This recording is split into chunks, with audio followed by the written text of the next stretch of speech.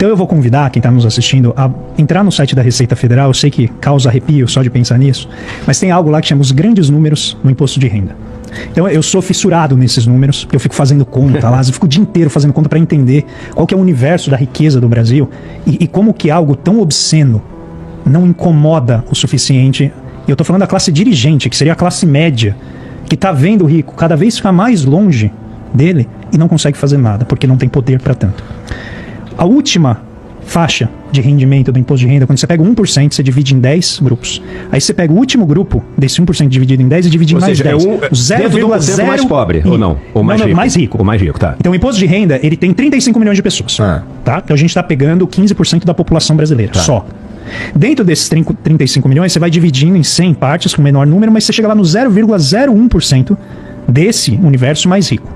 Tá? Então a gente está falando de 3 mil pessoas, mais ou menos.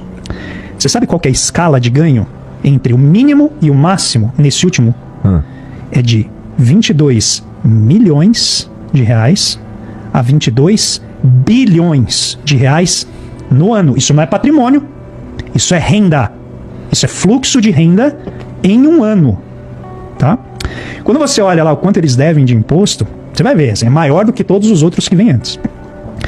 7 em cada 10 reais da renda deles dá uma voltinha assim na Receita Federal. Não paga nada.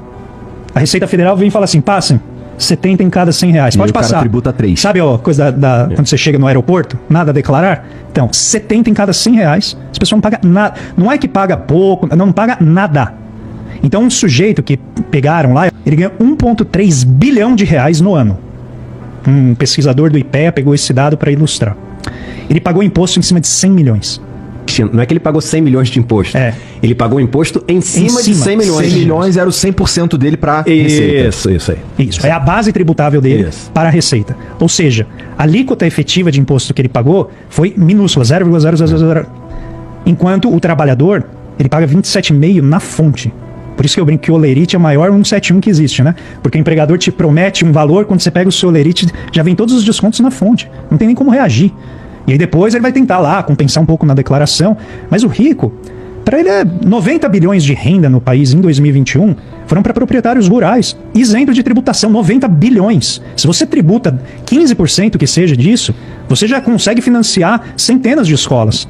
Então o que a gente está falando, e eu gosto de usar esse exemplo para a pessoa não achar, não, então quando tiver imposto sobre grande fortuna, vai pegar aqui o meu palio, né? Vai pegar aqui a minha casa de campo. Não, a gente está falando de pessoa que tem riqueza tão obscena que ela fala assim, as casas que eu tenho nos vários países que eu vou, as lanchas, os iates, os helicópteros, tem gente que tem um número enorme de helicópteros, tem gente que faz coleção de Ferrari.